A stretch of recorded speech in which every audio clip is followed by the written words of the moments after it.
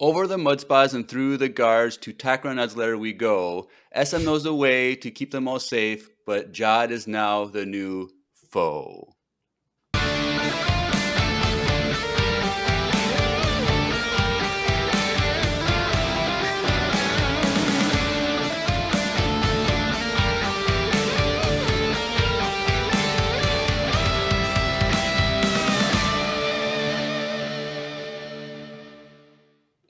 Hey everyone, welcome back to the first ever Christmas-tastic episode of Empire Radio. I'm Jeremiah. And I'm Grace. And we are back with Skeleton Crew, Season 1, Episode 5. You have a lot to learn about pirates. And this is where Drew would push his button, but he's not here because he's spending time with family on Christmas morning. Like, what a scam. Who does that? Spending time with family on Christmas morning. Ridiculous. But, yes. But Grace was gracious enough, pun not intended, to join me for this breakdown. First ever episode breakdown for Grace, so this is going to be exciting. Wow, I'm so excited. Yep. And what an episode to break down. I feel like I got really lucky on the one I got slotted into. Yep. And so this is going to be super fun. Try to get this episode up later on this today so we can have a episode on Christmas Day for you guys. But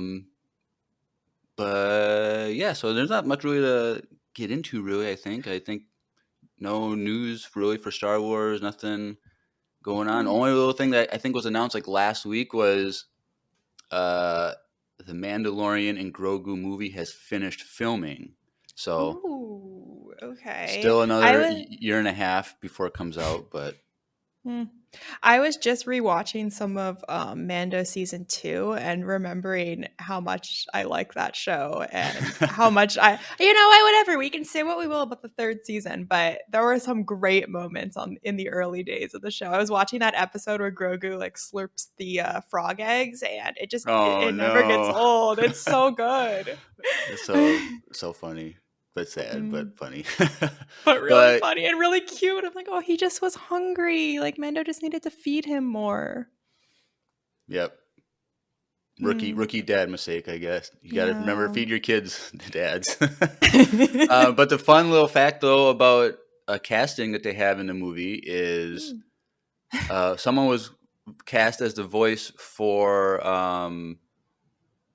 I forget the name. For Jabba the Hutt's son? Son from the Clone Wars movie that started before the series. So that's kind of cool. You know who was cast? Like, you know that actor? I know of him. He's from The Bear. Is that the show? From The Bear, yeah. And like a very, like, I would say conventionally attractive guy. So I think it's even more hilarious. Well, it's just a voice actor. It's not, he's not like... It's the Jeremy Allen White, if anyone hasn't seen the news. Yeah, I don't know anything about him, but that's just cool that they're taking that random character and bringing him in. I'm like, well, what does that mean for the series? Like, what is that really going to do? Like, he's dealing with crime lords in the movie or something? I don't know. It's pretty cool. I heard some people speculating online that they think that he's going to be playing like a live action version or something, like Jabba the Hutt's adopted son or like a non-Hutt son. But I think it would be better if they bring back that Clone Wars character. Yeah, I think they officially stated that it was that kid from the movie. Okay, so great. So that's cool. And yeah, but it's a year and a half away, so we got a while before we even get a trailer. We probably won't even get a trailer. Well, we might get a trailer next in May for Star Wars Celebration. Because there is a leaked trailer that they had like months ago that was like online. That's kind of pretty cool. So they got enough footage to get a trailer probably in May. So, but you're not here for Mandalorian talk. You're here for Skeleton Crew. So, Grace, we haven't heard your episode views on the understanding of the episodes and your thoughts on the episodes for the first half of the season. So, first 4 episodes plus tonight. What are your overall thoughts so far going in the show?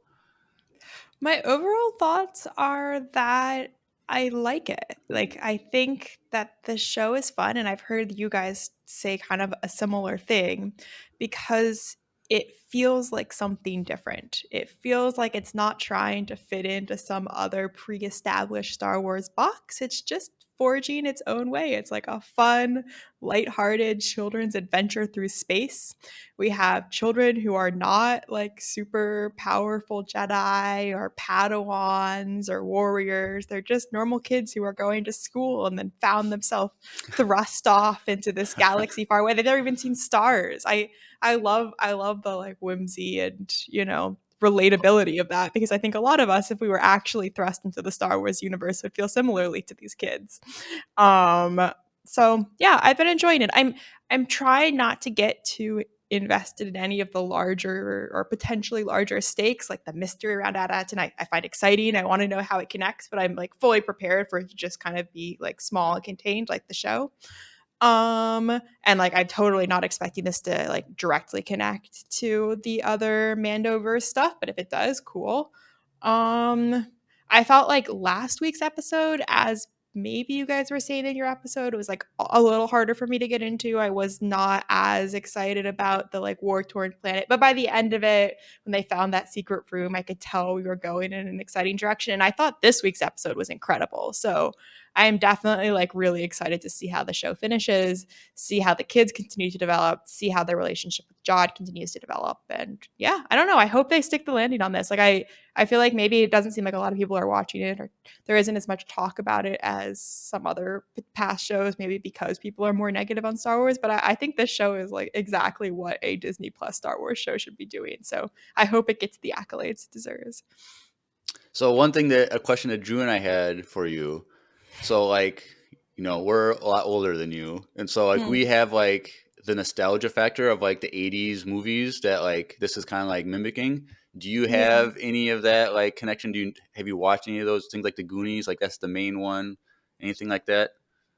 I haven't watched. Yeah, I heard. I knew you were gonna ask me this, and I mean, probably not as much nostalgia as you guys, but I've watched ET, and I feel like this has some ET vibes or like ET Yeah. esque vibes.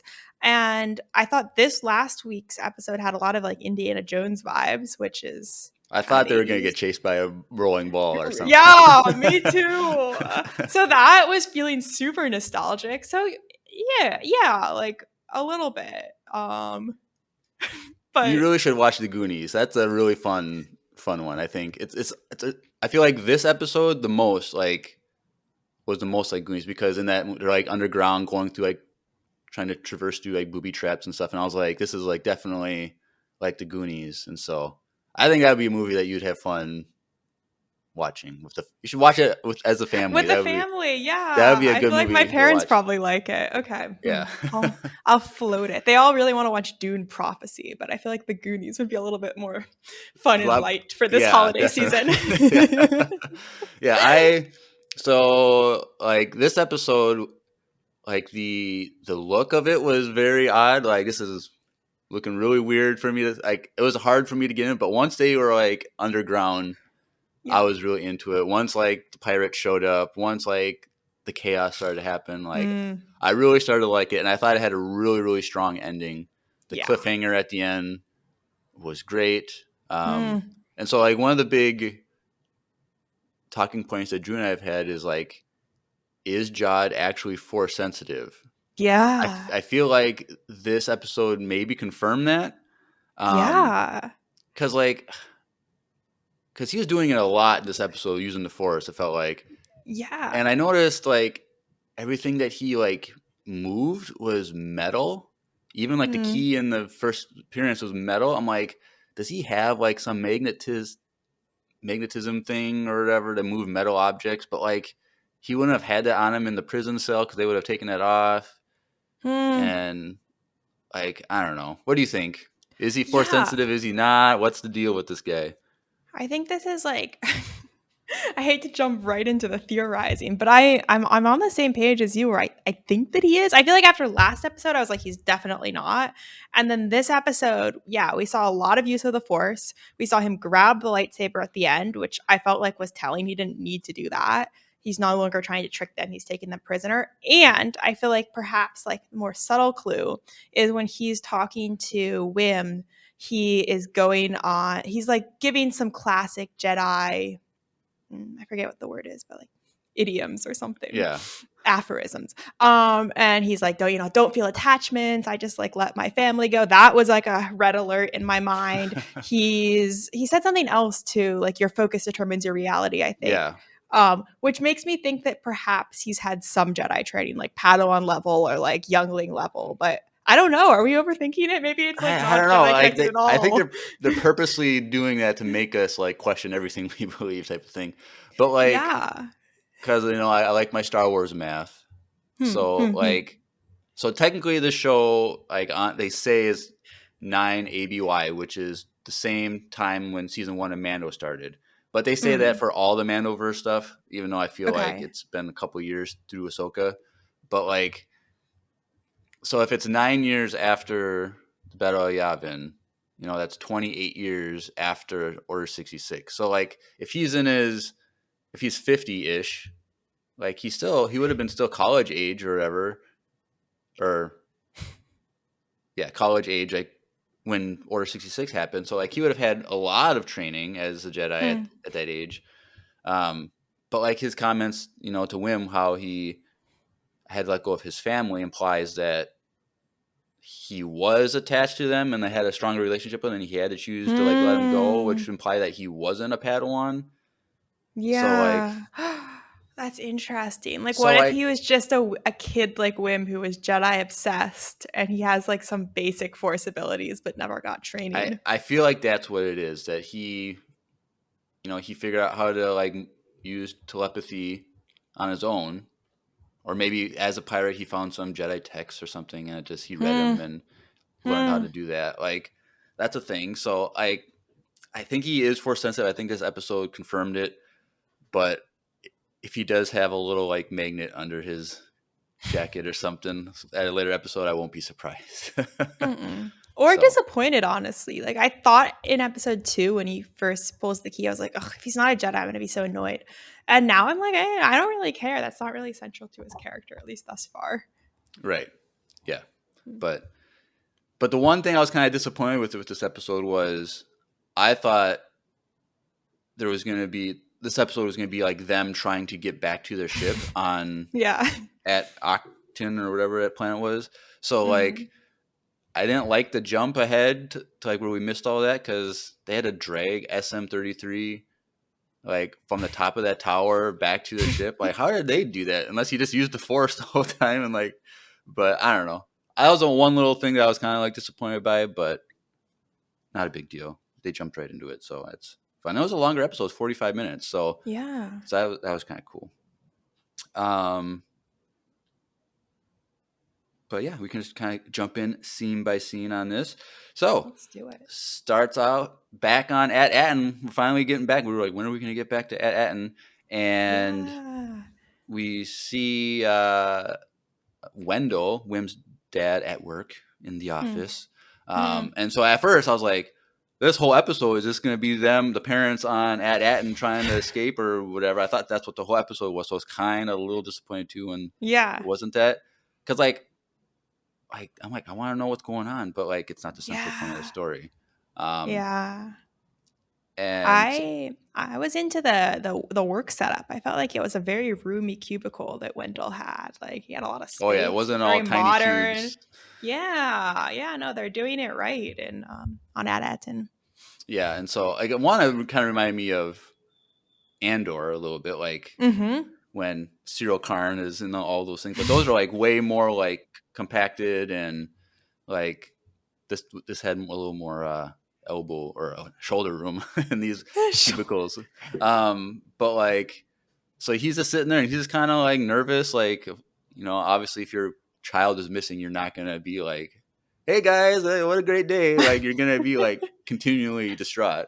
And Huh. then the elevator door opens and Neil's mother comes in, and they try to like sneak away a little bit, but not too obvious. And so, what's going on? Blah blah blah. And she says, "You need barrier access codes. And he's like, well, I don't got clearance.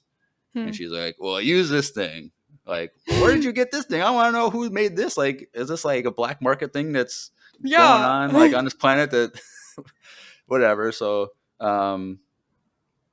he goes back to his desk and he plugs it in. It was very like not like properly. I feel like not like a proper like connector. Like it just like went in. Like I don't know. Hmm. And then stuff starts happening. He starts hacking in, and then the droids, whatever these droids are, I don't even know what kind to call them, but like Hmm. comes over. There was a power surge. Like, how do you know? Like, what's going on? Like, this is so like 1984. Like, what's going on over Yeah. here? Um, Really scary. have you read 1984? No, I have not. I feel like my exposure to the great works of literature in this world is very, very limited. I did not like English class in school. I didn't either, but we had to read that one in 11th grade or something. That's a really Mm. long book. That's like 500 pages or Oh something. gosh. Ooh, no, no. I think we had um, to read like Animal Farm, which was like very small and gives a similar scary, depressing idea about the world. that is a good. I think Animal Farm. Oh, the Oh, bow fell oh. off. The stormtrooper. I'm not fixing it. Okay, later. Um, but Animal Farm. I felt like when I was a kid, like in elementary school, our teacher like read us Animal Farm. What? Animal Farm is very scary, even for a high schooler. I don't know. Your teacher was I don't know. Like okay. I still joke around with one of my coworkers that him and I are equal, but I'm more equal than him. Well, clearly it stuck. Perhaps your Yeah. teacher was doing the approach that they took on Hana's planet, where all children are treated like adults. Yeah, definitely. But yes, the droid comes. He's like, "Step out of your station. I got to inspect your station." And Wendell, I'm like, first of all, why didn't he try and put it in his pocket before he stood up? Like, I was so mad. Like, why are you just Yeah. like? I know you're not a crime-ridden planet and you don't need to sneak around, but like, come on, bro. uh, and so he holds the device behind his back, and the droid's like, "Show me your hands." He shows one at a time. And then he swaps them behind like super slow. Like obviously, come Yeah. on, guy. I'm And like, sir, then, just put it in your like pants or something. Like, what is he doing? well, it sucked because like his coat jacket like went below his belt line, so like he couldn't like. That's what I figured is like he couldn't Oh. just put it in a pocket because it was too low. But Okay. the droid was smart enough to be like, show me both hands at the same time. I was like, okay, he's gonna try and figure something out, and then he just kind of gave in, I guess. And then he's taken to the principal's office, which was Fern's mother. Mhm. Um, and she immediately pulls a Fern trick and overrides the memory basically of the droid. Yeah. Forget everything that happened and shut down right now. So, and then they have a talk together, and Mm. so her name is Farah, Mhm. and she's like, "You were supposed to wait. What are you doing?" Blah blah blah. Like, I don't know. I had to do it now. Blah blah blah. And they're just kind of arguing, and it's like they want to like send a message out. Like they think that they can contact them, which Mhm. I don't know how they can do it other than maybe connecting to KB's head device. Oh, smart. That makes sense. I don't know. Like, there's something going on with KB that we don't know.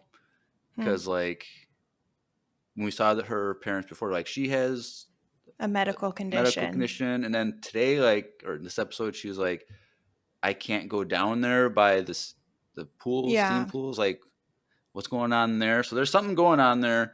So I don't know. Did you think these parents actually know what they're doing, or like, are they just winging it and hoping for the best? Yeah.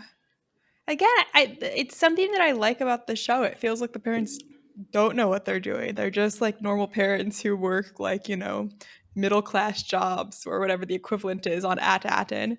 And, they find themselves in this terrible situation and they're like they love their kids and they're trying to do everything they can, but they don't know like they don't know what they're doing. Like Wendell immediately gets caught and Farah is like in this position of power but doesn't know how to use it effectively.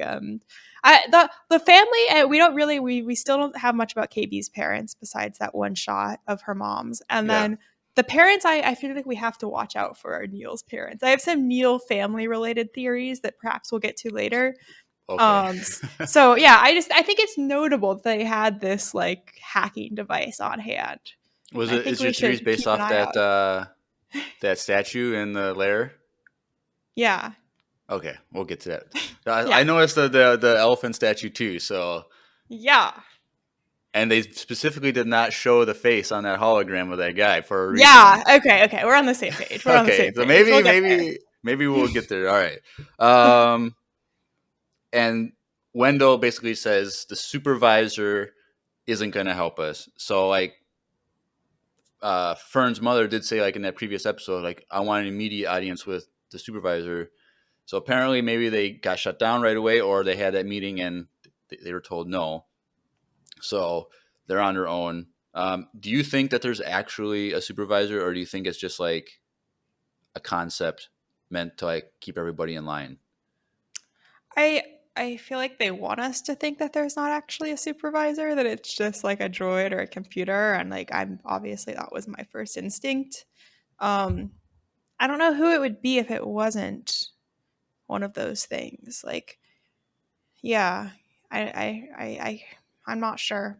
Okay, I feel like perhaps it's weird to me though that like Farah, who seems to be pretty high up in the hierarchy of this world, would not even like have ever met the supervisor or know what the supervisor is. Like she's right, clearly talking to somebody, right? So perhaps right, it is a droid and she just knows it's a droid and like is fine with that. I don't know. I'm curious how much the parents know about what's going on with this planet is I yeah, guess my only comment. right. All right. So that's done. That scene's done, and it just jumps back to the kids in outer space on their ship, which I'm assuming is just outside the planet that they were on. At what was it? At Akron? Akron, yeah, at Akron. Um, and so they got SM-33 tied down with ropes. um, and KB says she rerouted his memory core or whatever. Um, and so KB, a sleeper hero of this team. I mean, I really feel like she's the well, only one bringing any like actual well, expertise. I feel like every episode there's a focus on each individual kid. Yeah. So like she had hers in like the third episode. Yes. Last week was Neil. Hmm. This week I thought was kind of like a Fern episode a little bit, just because Yes. her leadership was kind of she had to like really push against like right here she's pushing against Jod Hmm. about things. I felt like there's always that little subtle like focus on one of the kids, which I really appreciate.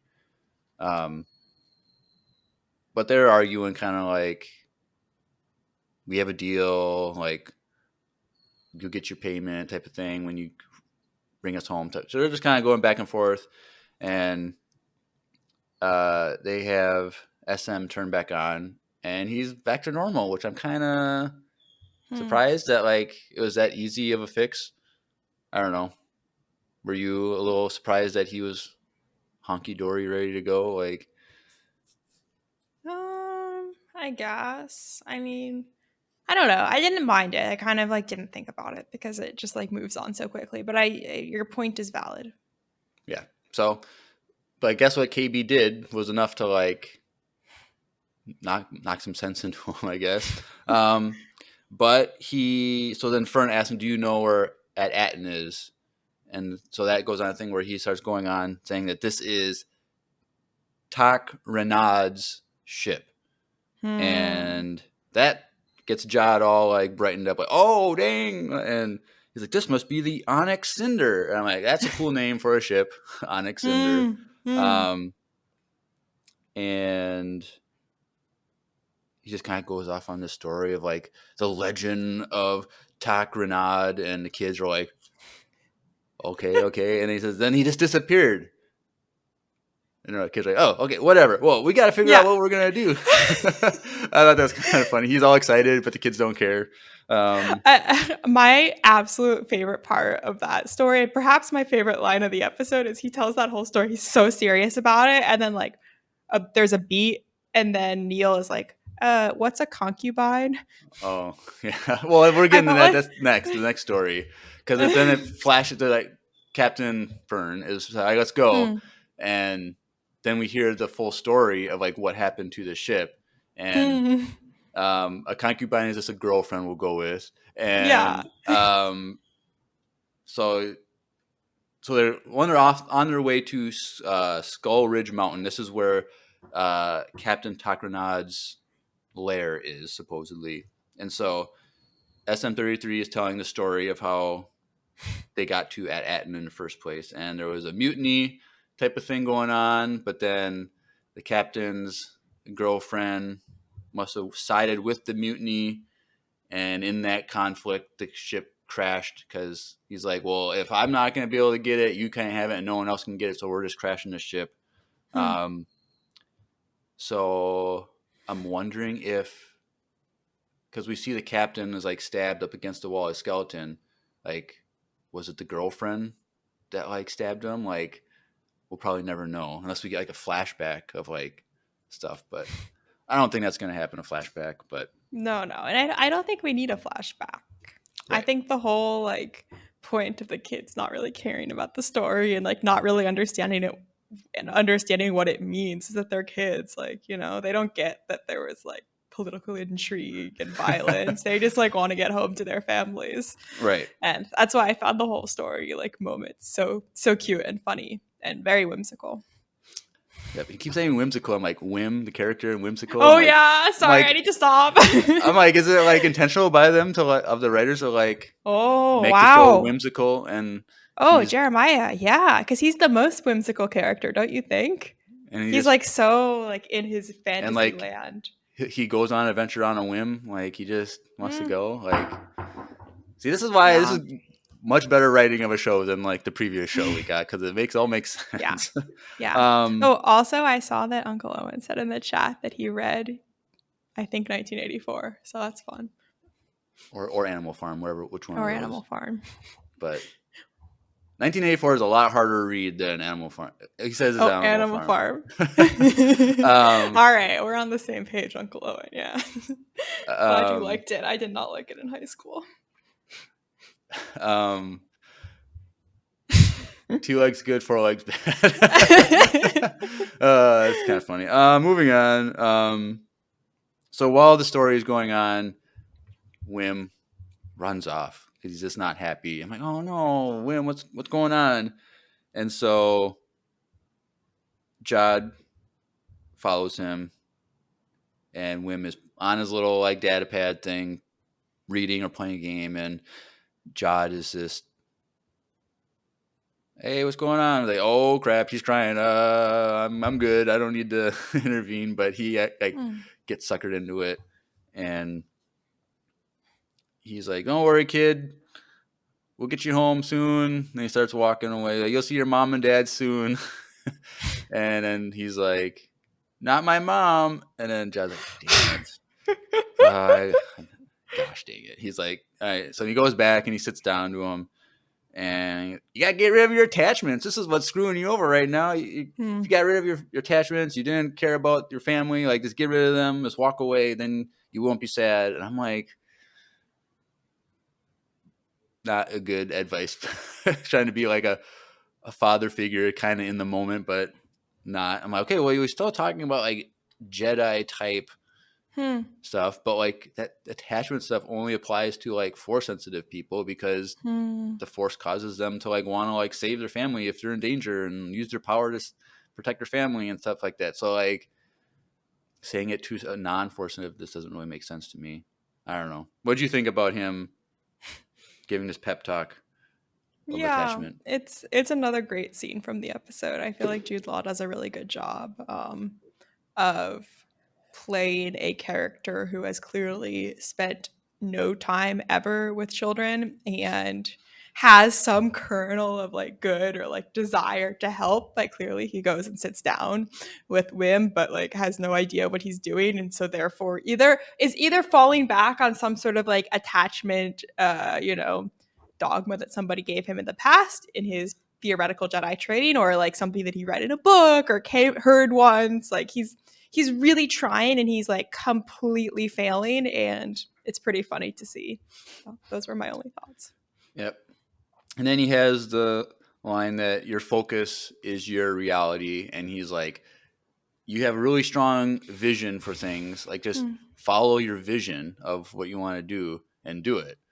And I'm like, I guess that's kind of good advice. I don't know, Yeah. like, That was nice. I feel like that one hit. like so, like I feel like in this episode, especially with how it ended, that Wim is going to be the leader of the group. Like Fern Mm, is now no longer the captain, and Wim is going to try and step up. He tried to confront with a lightsaber. He also saved them at the end with the hit in the chair. So I feel like Wim is going to start stepping into his role as the leader of the group, which he wanted, but then it mm. was taken by Fern too early.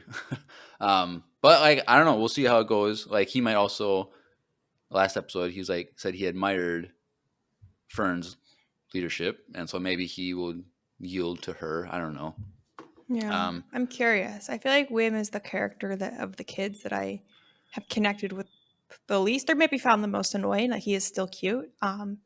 So I'm curious to see how they continue his character development arc because I think he is a good audience surrogate. Like again, a lot of us were probably like that as kids. So yeah, I we'll really see. think that the writers of the show said that they have a season 2 planned. They're just waiting Hmm. for the the go to do it, Hmm. which is good that they already have it.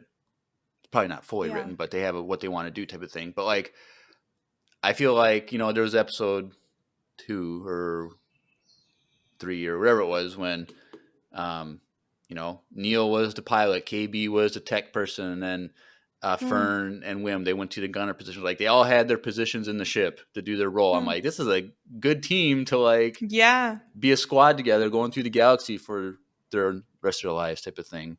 Um, Hmm. but we'll see how it all plays out. um, and so they arrive at the planet of the old captain's lair, and there's some fancy. Well, first of all, it reminded me of the planet from Solo with the train heist. I don't know if I didn't. I Yeah. forgot to look it up if it's the same planet or not. But like it Mm, reminded the me of snow. that of the Yeah. mountains and stuff. And so there's these yachts that come, these fancy yachts that come by, and Which SM, also reminded me of Solo, right? That's like the yacht that Kira yeah, has. Dryden Or Voss the comes in yeah. with that yacht that's like more of like a vertical looking ship. Um, A but pleasure yacht. yep, and SM30 is like, oh, those are like marauders or whoever they said, like they can't be trusted. And Jad's like, no, it's just a yacht. Calm down. Yeah. And they're like, this is not the same place. Are you sure this is the lair? This is like Skull Ridge Mountain. It's like I remember all these ridges. I remember all these mountains. These look exactly how it's supposed to be. And then like these escort ships come in, like, welcome to La Nupa, like, and they're like, this is like, this is a neutral planet. Anyone can welcome. Well, everyone is welcome as long as you follow the rules, type of thing. And they, and this is, he's, Josh talking to him, he's like, oh, you got reservations? Like, yeah. And then the kids start yelling at him, sir, this is an adult only planet. Kids aren't allowed. And he's like, oh, there's no kids. I'm like, okay, how is he gonna swing this one? And um they land at this like resort, which is fancy resort. I'm like, this is like way too fancy for Star Wars. I feel like we see Canto Bight in episode 8. That's like the fanciest place, and some places on Yeah. Coruscant are fancy, but like this was pretty bougie. This is where like the top 1% go type of thing. And they land their janky ship and like I think they bumped one ship or something like that, and Yeah. then It's like pieces are falling off, like, dirt is going everywhere. yeah, and then so like the lady that's like the welcome lady with like other guards or whatever, like one I thought it was like World War II type of attire, kind of looked like, it reminded me like their hat, like kind of World Yeah. War II Good point. stuff. And so she goes to greet him, and Jack comes down the ramp, and let me welcome you to the honorable, like, was it wise Wise elder? elders, yeah. And like they didn't come, and then the wise elders, and they come down on that like arm, like hand, whatever they called it, and they're all just like overly dressed up in robes, and Neil's in a Jawa thing, which is kind of funny. Yeah. And clearly a fake beard on, was it KB or something like that? KB, yeah. I'm like, one, why do you have a fake beard? Like, how do you just have a fake like, costume beard? I don't know. Whatever. It's kind of funny. Whatever. And so the lady's like trying to talk to him. Oh, because of their, biology, they can't speak basic. And he just starts, rubber, rubber, rubber, rubber. I'm like, okay, whatever works. I'm like, okay, this is what we're doing. And then they get kind of SM-33 comes down, and he's like, this is not the lair that I remember. They've made this planet weak. They made this place. This is terrible. They've just dishonored the captain type of thing, and he's just kind of sad and mad about it. And they get patted down. No weapons allowed. So they take his knife, and then an estraining bolt is put on SM-33 to stop violence, and he's about to strangle the guy, and it shocks him. Like, oh dang, okay, it works. That was kind of funny. But when the guards walk away, Jod uses the force to grab the metal knife. The knife. I'm like, okay, yeah. that knife is going to come into play later on this episode. Don't know how, but it's going to come into play.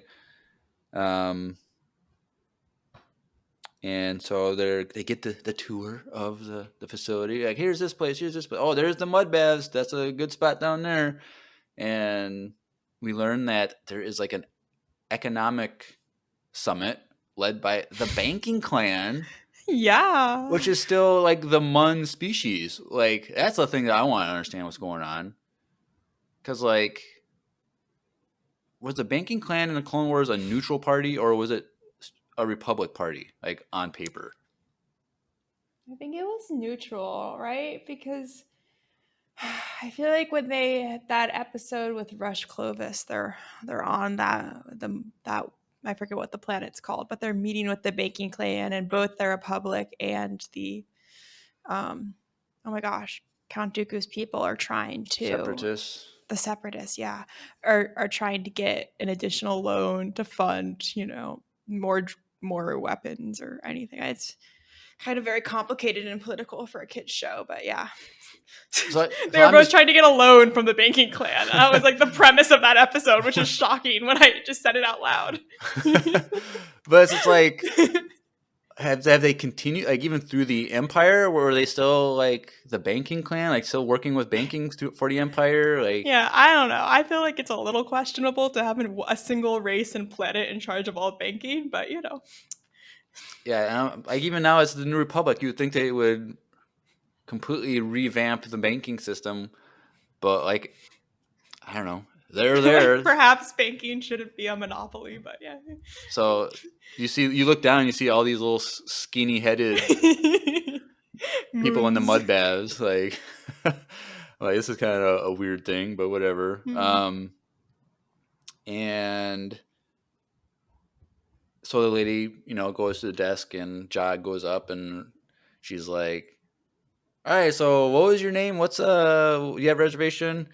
And he's basically like, here's an old Republic credit. And he's like, oh, okay, I'll take that. And then she kind of looks at those kids. Oh yeah, here's another credit. And then, he's like, oh, that's me right there, Professor Gorlox. I'm like, yeah, it just sounds like a fake name, like right off the bat, like whatever. And while this is happening, someone recognizes Jod, and she walks up. Her name is Pocket, Pokkit, and she refers to Jod as Dash Zentin, and they have some bad blood because he abandoned her on some mission or whatever it was. In a pit of leeches. Oh, that's right, pit of leeches. And she's like, I've taken up bounty hunting for a private, so-and-so, but I'm taking a break right now. I'm just here for some R&R. I haven't even looked at the pucks. I don't even know that you're Yeah. being searched for type of thing, which I feel like is a lie. But Mhm. her eyes were really scary. It was just white with a pupil. There was no iris Yeah. around. Which that's a cosplay right there. Like, there's a I lot of good know. cosplay stuff in the show that people are gonna do. But you should do a cosplay of her. Get the contacts put on your eyes. So it's just a. Oh. Do you wear contacts at all? No. Okay, but Yeah. that'd be scary to put a big giant thing on your eye like that. But That's okay for the cosplay, for the you do cos, what oh, you I have to could. do, right? Someone had to do that for that role. Like, she had to put Mm. those in her eye. I'm like, that's. I would never You get contacts. Like, I would only wear glasses if I had to correct my vision. But like, I could not put something on my eye. Like, that's just. and every day it seems really scary. Yep. And then you hear the horror stories of them like getting stuck behind the eyeball and What stuff like that. Jeremiah, oh no, I did not You need know, to hear about you that. didn't hear about What? that? It's Oh not common, no. but sometimes it happens. Like, if you like go to sleep with them on, or sometimes they go behind your eyeball, and then. Oh, okay. Sorry, I No. didn't mean to ruin your morning with that visual. No, it's Moving okay. on. It's okay. So, Yeah. um, they part ways, Mm. and Kate, Fern is like starts to like intervene. Hey, what's going on here? We gotta get this figured out. And she's like, blah blah blah. And he's like, no, you listen to me. We're doing it my way. And he just takes all of his credits, throw it down. Give me your best Yeah. suite. I want a buffet. I want this. Everything's off the books. Blah blah blah. And I'm like, you just gave that lady probably like Yeah. $100,000 or $1,000,000 or something just to get a buffet. Yeah. But he's Yeah. like, No, I was really questioning his financial choices in that moment. I was like, perhaps we don't rent a room and we just sneak in later, like after dark or something. Let's hang on to those credits in case we need them. Like, oh, right. come on, John. I guess they find a whole room of treasure later, but like they didn't know that was going to happen. Yeah, but he was in panic mode because he's like didn't trust Pocket. Mhm. He's like, we gotta get in and out as fast as possible, so I gotta make this lady expedite this process a little bit. So, um,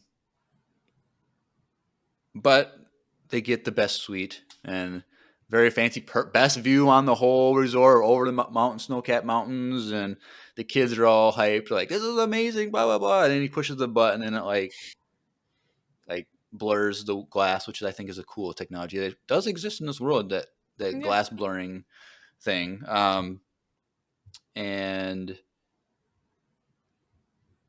they just start kind of arguing again because the kids are jumping on the bed, they're having fun, but then Jod's like freaking out, like, pirates are coming, we gotta get going, blah blah blah, and like uh SM33 is like, well, we gotta look for the captain's symbol, and he scrapes it on this fancy like $100,000 table, probably made from wood from Kashyyyk or something, and Yeah. he just scrapes it in, like, we gotta look for this symbol. This is what we gotta do to find the lair. And but he's like, but they're under the mud spa pools and stuff, and so they all right. John's like, all right, we gotta break up into teams, and then they start arguing about what. No, I want to be on Wim's team. No, blah blah blah, and they're just arguing. It doesn't matter who's on what team, and he's just like in panic mode. Blah blah blah. He's mad, and then it jumps to Pocket on a hollow call with Brutus the pirate, and she's like, I got him, he's here.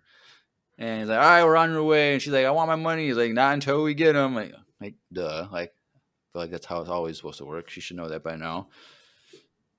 And I'm like, okay, crap's gonna hit the fan pretty soon. Brutus is gonna show up with one. I thought a lot more pirates were gonna show up than actually came. I thought it was gonna be like a fleet, but we'll get to that later. Hmm. But then it jumps to the two groups looking around and exploring, trying to find the symbol. And we see a hut taking a bath. And Can you jump in with some Star Wars math here? Do we have any idea who this hut might be? I don't know, he was extra wrinkly. I don't know.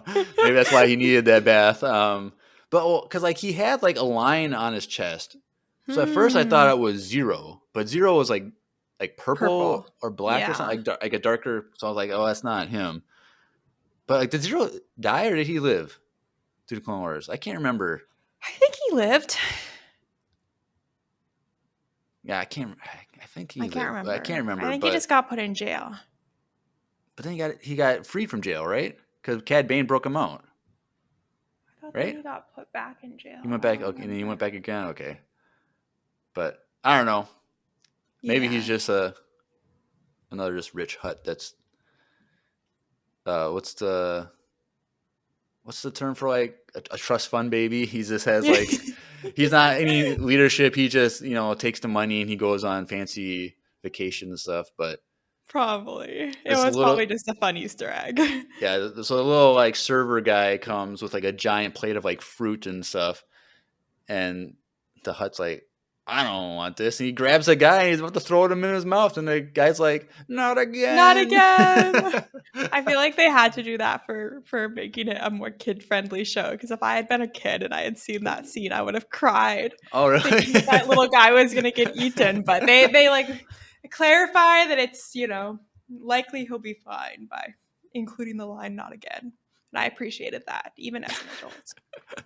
Maybe it's kind of like the frogs in Avatar: The Last Airbender. You lick them and you have like a vision. Maybe the species like is a way to like have an Hmm. experience or something. I don't Have an know. experience. Yeah, okay, I like it. um. So we'll just go with the one. We'll rather than going back and forth between two groups, let's do the one first. So, um, Jod, Neil, and KB are together. They're just walking. Was it KB with them? Yeah. Yeah, they're going along just by the mud spas, and they're trying to look around and Looking at those inscriptions. looking at descriptions. But then, like, I think KB is like, "Well, this mud is coming from these pipes," and Hmm. we asked, "Where do the pipes go? They're from the center of the planet or whatever." And it's like, "Well, we should follow the pipes then, and that'll bring us closer to them." And Jod's like, "Perfect, let's do that."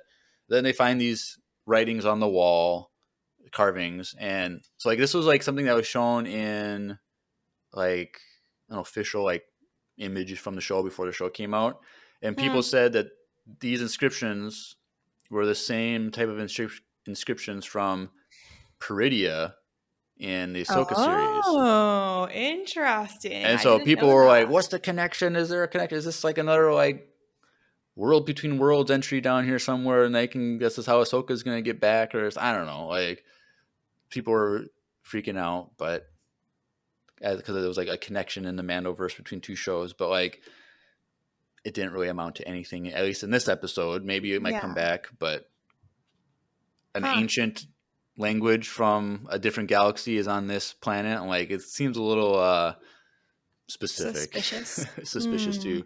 But no, we'll see how that plays out. Um, but then as they're walking along, some guards, "Hey, you're Professor Gorlak, right?" "Yeah, that's me, Professor Gorlak from such and such planet." And Jad's like, one, I think that guy was lying about the place to Yeah. see if he would say yes. Okay, so Jad should have said no, but then he was Yeah. like, "Well, then where are you from?" Then so either way, he would have been screwed. But Yeah. like Jad gave up very quickly, just like last episode when all those other military fighters showed up. He's like, "Ah, just shoot me. I'm done. I can't talk my way out of this." Now, if it I was was also Hondo, wondering then he could talk his way out. I was wondering also if the planet that they had sighted or like the professor was like a non-human species, so Jod knew he was just out of luck. Oh, possibly, yeah. um, and so they start running, and first of all, they were running super slow in this scene. Like, Yeah. how do you like the guard should have caught him like right away? Like, I know the Yeah. kids can't run as fast as Jod. I get it, whatever. But like, it just seems like they were just kind of like jogging, like, "Oh no, here they come!" Like, oh, but whatever. So they're going along, and then some other guards come from the opposite direction. So now they're stuck, and we got you. Whatever, we're gonna get you. And he's like, "Step away from the elders." And KB's like, "We're not elders. We're kids." And the guy's like, "Oh, crap. Like, you're getting arrested too. Like, how do you not know? Yeah. Like they, That was so funny. First, they were trying to protect the wise elders. I loved it. but like clearly, like the guards are going after because they know that he's lying about things, and the lady at the Yeah. desk knew they were kids. Like, so Yeah. I don't know, whatever. Whatever. It was cute. I didn't mind. Right. And so then they're coming and it's like, well, what are you going to do? And so KB pulls out a wrench. And everyone starts laughing. Like, even Jod's laughing. Like, this is, what do you mean? Yeah. What are you going to do? And I'm like, well, what is she going to do? Like, she's a very smart, calculated person. She does everything with intent. Like, she's not going to, Yeah. like, make something up. So then right next to her is all those valves. And she Mm. looks at it for a second, picks one, turns it, and then sprays hot, steaming mud on the guards. And they fall off the thing. And then Jod turns around and punches the other guy. And now we jump back in time to, because now it's coming up, connecting with the other storyline. So the other kids, and so SM33, Neil, and Wim, or Neil, oh, no, sorry. Neil, who is it? Wim and Fern, sorry. There's so many names, I Yeah. can't remember. Yeah. No. They work their way underground, and they're just looking for the symbol, whatever. They're underground. And they get into this kind of one big open space with some pillars going up, and Fern finds a raised little platform thing that she goes to. There's a bunch of like stuff on top of it, and she's looking at the symbols, and there it is. There's the symbol. She's like, I found it, guys, blah, blah, blah. And then you hear a voice confronting, servant, bring me more refreshments or whatever it was. And she's like, oh, sorry, sir. Yes, right away. And she starts going away, and this giant tentacle goes and slams down, and you don't smell like a servant or whatever. And so there's this giant blob Sea creature. octopus thing that kind of looks like the Lorax a little bit with that Oh mustache thing. yeah. Yeah, good So comparison. a green Lorax, if you've seen the Lorax movie. And he's just kind of like stops them, and like SM33 like leaves to go get help because like I think Wim radios like, we need help down here. And so then SM33 goes to find Jod and the other two, and that's when the two lines come together. So after Jod and they get rid of the guards, SM33 comes through the steam and says, follow me, we gotta get down, we found the symbol or whatever. And like, oh no, what's this crazy guy down there doing with these kids? Like, is he like kidnapping them, stealing them? Is he holding them hostage? And they go down there, and they're just telling them a story from the previous day of when they were on this Yeah. planet. And he's just like, it's a good story. Like, he's just a nice guy. He's like probably an old grandpa. Like, loves having stories, and they're just talking. And his name is okay. This is Cathalop. Yes. Cthallops. Cathalop. What were you gonna say? Something? Oh yeah, no, I loved that they were telling him a story too because it felt like representative of the fact that they are having an adventure. They are living through their own story, kind of what Wim wanted and what Fern wanted too. She was always an adventure seeker. So I thought that that was probably an intentional little moment or scene that was put in by the writers to remind us of that. Yeah. And so, Wim has his data pad that has these adventure stories on it, and so Mm-hmm. it's like he's telling an adventure story to someone Mm-hmm. else. So Exactly. that's cool. And so It's really cool. they're basically like, what are we gonna do? Like, oh, he Cathalop, he would agree to help us if we told him a story. I'm like, that's easy enough. And so then I'm assuming it's his tail comes out that has a big, like Miley Cyrus Spiky ball. comes in with a wrecking ball like Miley Cyrus and smashes that platform, and it's a opening to an underground tunnel system. Perfect. And while this is happening, the pirates arrive, and Mm. they come in, the main ship comes in, And the escort guys come in, like, all right, hey, everyone's welcome. Just follow the rules. And then boom, boom, they all blow up, and another ship comes from behind. And oh crap, they mean business.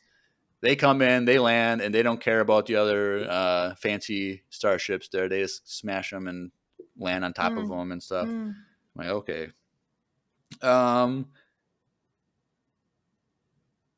so it goes back down to the tunnels, and Cathalip is lowering each one down the thing. Like, oh, that's nice. And he's like, I really want to, if you guys, finish this adventure, I want to hear it when you're done, blah, blah, blah. And I'm like, that's a cool guy. Yeah. Like, I need to cosplay that guy. So he's a cool guy. I don't know if we're ever going to see him again, but it was just a cool, quick character to be introduced to. And so now they're in the tunnels, and it's SM-33 is like, well, there's going to be a bunch of booby traps down here. You got to be careful. Watch where you step. Jod's like, all right, everyone be careful. Like, this is not a safe place to be. And so they're going through. There's a bunch of skeletons everywhere. And they are going by and say, oh, this looks like these were decapitated. Like, oh, boy. And so immediately red lights turn on. Jod and SM, they drop down. The kids, they don't know what's going on. They didn't drop down, but good thing they're kids, because that laser, oh my gosh, that would have been so bad. That was such a good touch, though. Like, I love that. First of all, I love that we have the Indiana Jones or Tomb Raider style booby traps, but it's make it Star Wars. So instead of an actual blade, it's a laser. That's awesome. And second of all, again, I love the kids are just completely oblivious. They don't do anything, but because they're short, it just goes right over their heads. Such a good touch on the part of the writers or director, whoever came up with that. Have you seen the the meme template of one change in a scene, and then it goes directly to directed by so and so or whatever?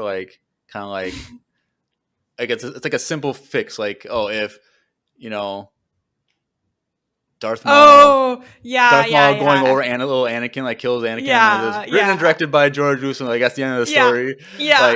This could have been that with the kids getting decapitated. Written and directed by Tim Watt, whatever the writer's name is. That's the end of the story. Nothing else to talk about. That's so funny. Yeah, I know exactly what you're talking about. So it looks like Neil was the one that stepped on the button that. Classic Neil. Thing. Yeah, and so he's just like, all right, guys, you gotta be more safe. And then so Jod is like, all right, well, I'll pick up the rear. I'll follow you guys. And Fern's like, no, that doesn't make sense at all. You're the adult, you should be doing this. And she's like, remember our deal, right? You only get paid if we get home safely. He's like, fine, I'll go in the middle. Yeah, exactly. I do like that Fern keeps pressing this. We have a deal, you get nothing. And the thing is, it's true. It's kind of like who's that guy from that Fifth High Republic book? Graf. Remember? Yeah. Remember, what was it? Vernestra was I don't like him. I don't trust him, but he's always in it for himself. So if he says this is true, he's going to get something out, so we can trust him in that moment. It's kind of like that, where we can trust him in the moment because he's doing this for the money. So he's not going to give up on us and just give up. He's so close to finding treasure. He's somewhat trustworthy for the moment, which I appreciate that she keeps pressing that. Yeah. And so they're going through, and the guards from the planet, they start going down into the tunnels, and one of the guards sees oh, there's a little opening space. This looks weird. So he grabs a rock, throws it in, and it hovers and shoots up, and there's spikes. Oh dang, what kind of technology is this that they could just put this in there? But whatever. So he's like, okay, guys, because there's a skeleton in the spikes. And they're like, all right, guys, look what I found. And he turns around and he gets shot. Like, one, I thought he sprung another booby trap, but then it's the pirates. They're already down there, and the person who shot him was, I think, it was Gunter, which is Steve Urkel, if you know that show from the '90s. Like, did I do that? Like the nerdy. You don't know that Steve Urkel, Grace? Obviously not. I wasn't watching TV Ah, shows dang in the it. 90s, Jeremiah. Oh my Ah, gosh. that. So he was like this extremely nerdy, smart kid in this like a sitcom thing, and Hmm.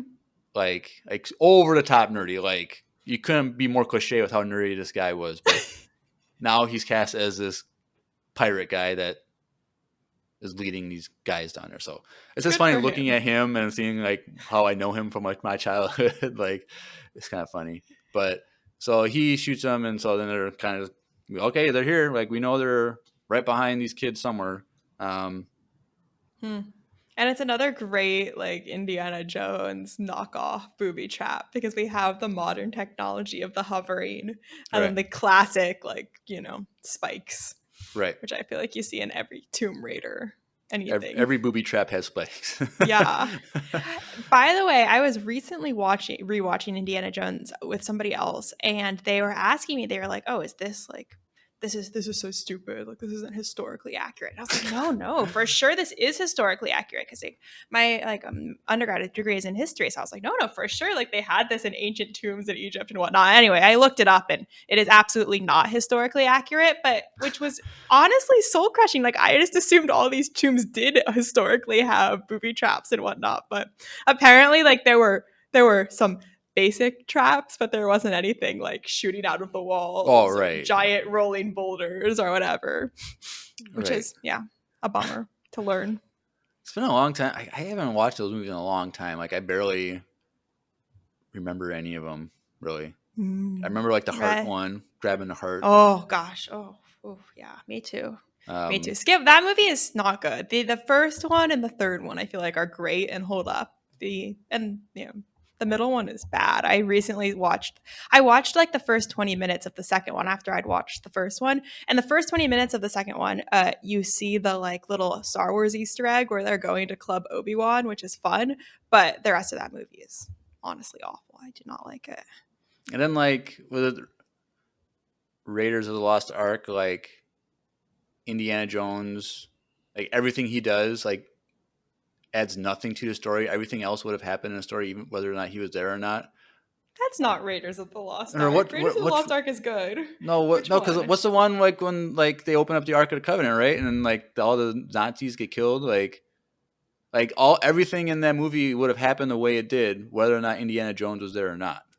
Well, Indiana Jones was the one that found everything, though. Like they wouldn't have No, gotten to the like Ark of the Covenant and not if not for him. no, but they would have found it because they were right there anyway or something. Like, there's a whole thing like Big Bang Theory episode of like Amy ruining that movie No, for Sheldon, and like the whole show is episode is like them trying to explain like no why there was things that he did that was significant, and they all argue like no, Amy's right, nothing happened in that movie. Like, that's like the thing. Like, what, you have to Google it later. Like, I don't need to Google it. I have a stand for Indiana Jones. The Nazis would not have found it if not for him. I mean, unfortunately, he got captured at but every like but step along the they way. brought But that up though in no, the argument. Like, there's a plot points where like they had enough information to find it anyway. they were digging in the wrong place, and also the guy they didn't have the little like medallion thing, and they only had one half of it on the guy's hand. I don't remember, but it's Yeah, a yeah. thing. I remember I'm that's ready to take on Big Bang Theory. Watch out.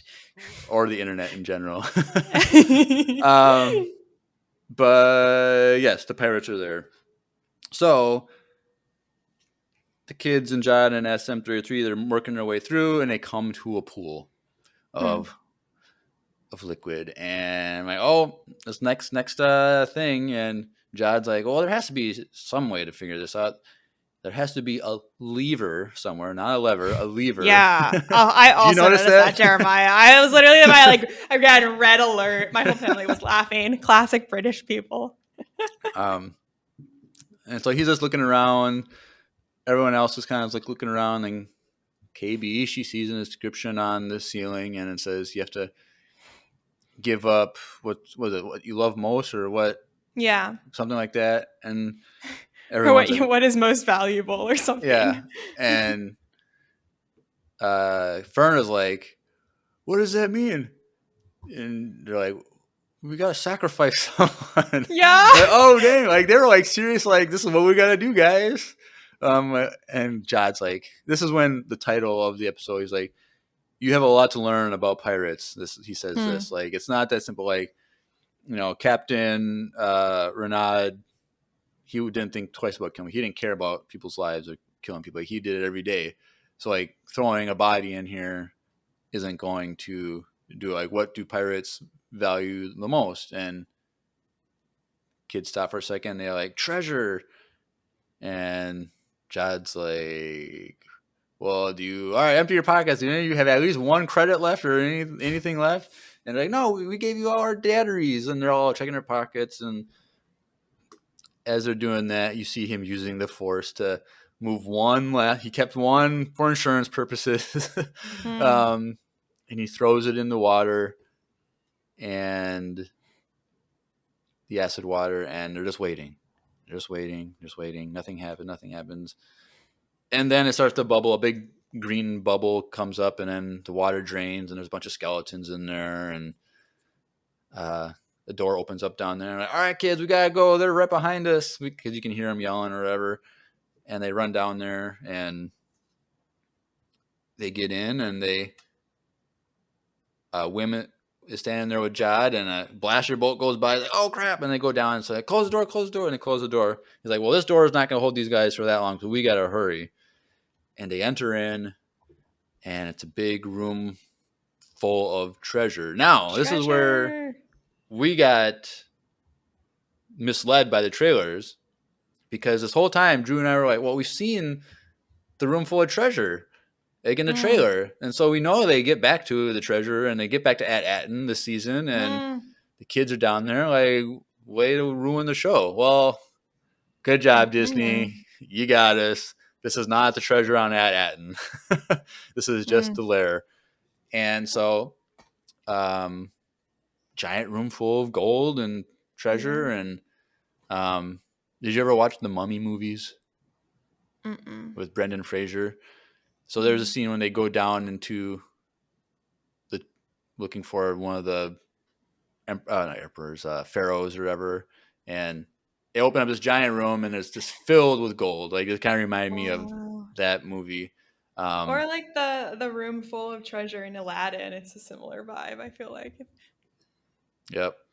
And so this is cool. He's like, all right, well, guys, you gotta be very careful. There's still gonna be booby traps in here.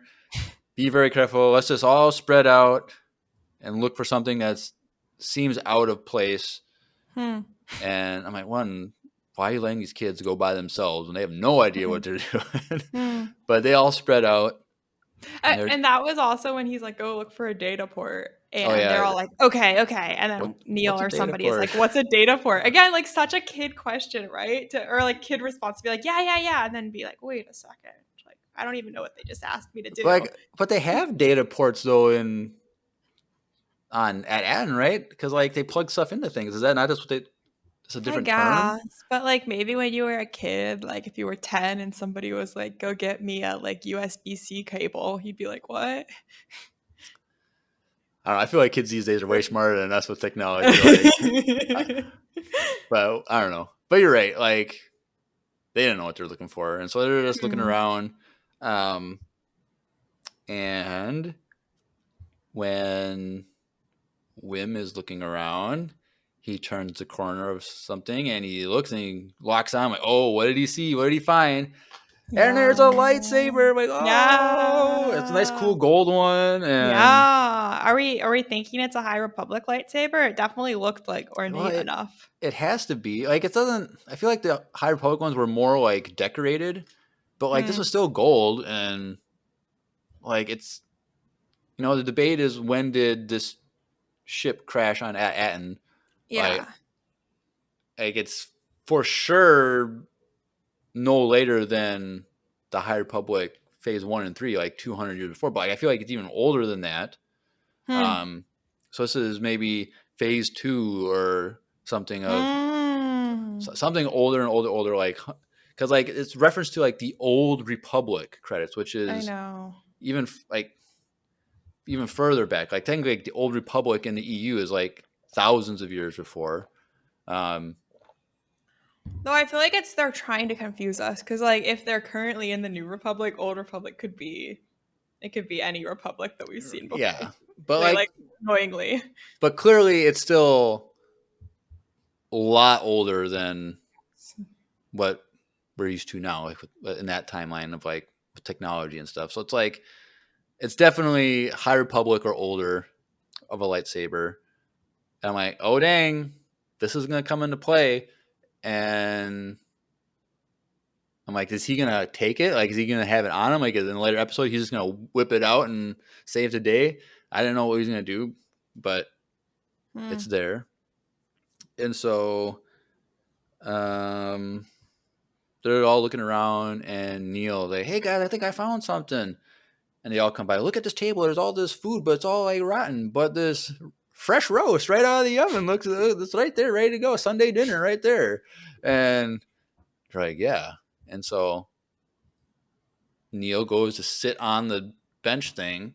They go grab it, Hmm. and the ground falls through. But then they're able to catch him before he falls in. Like Jod's like, okay, I'll go for it. Hmm.